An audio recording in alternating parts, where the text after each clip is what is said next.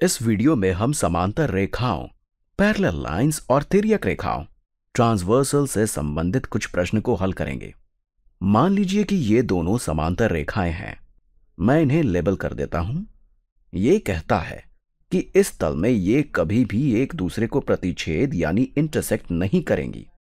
और यहां ये तिर्यक रेखा है जो इन दोनों समांतर रेखाओं को प्रतिच्छेद करती है। मान लेते हैं कि इस कोण का माप 60 डिग्री है। अब मैं आपसे पूछना चाहता हूं कि इस कोण का माप क्या होगा। आप सोच रहे होंगे कि इसका उत्तर देना कठिन है क्योंकि ये कोण दूसरी रेखा पर है। लेकिन आपको हमेशा ये याद रखना चाहिए कि संगत कोण यानी कॉरस्पॉन्डिंग एंगल्स हमेशा बराबर होते हैं। अब अगर आप ऊपर की रेखा के इस कोण को देखें, जहां ये तिर्यक रेखा इस रेखा को प्रतिच्छेद कर रही है, तो इस नीचे वाली रेखा पर उसका संगत कोण कौन सा होगा। आप देख सकते हैं कि यहां 1, 2, 3, 4 कोण हैं और ये उनमें से दक्षिण पूर्व वाला कोण है। इसका संगत कोण ये होगा और ये दोनों कोण बराबर होंगे, मतलब ये कोण भी 60 डिग्री का ही होगा। अब अगर ये कोण 60 डिग्री का है तो इस कोण का माप क्या होगा। हम इस कोण को x मान लेते हैं।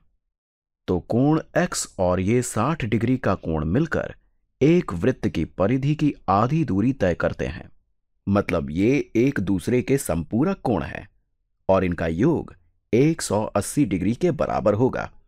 तो हम लिख सकते हैं x जमा 60 डिग्री बराबर 180 डिग्री। अब अगर हम इस समीकरण के दोनों पक्षों से 60 डिग्री को घटाते हैं तो हमें x बराबर 120 डिग्री मिलता है, मतलब ये 120 डिग्री का कोण है।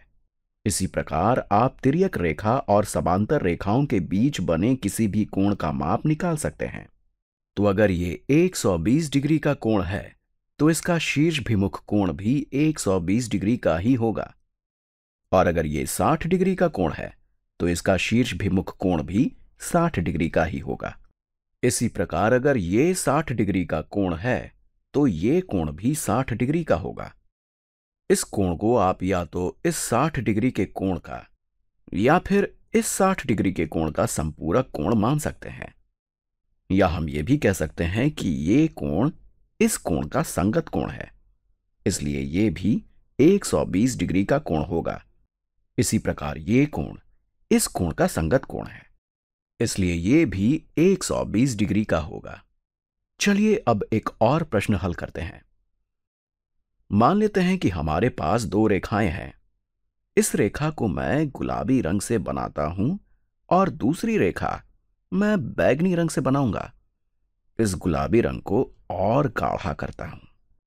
और अब हमारे पास एक ऐसी रेखा है जो इन दोनों रेखाओं को प्रतिच्छेद करती है। मान लेते हैं कि इस कोण का माप 50 डिग्री है और इस कोण का माप 120 डिग्री है।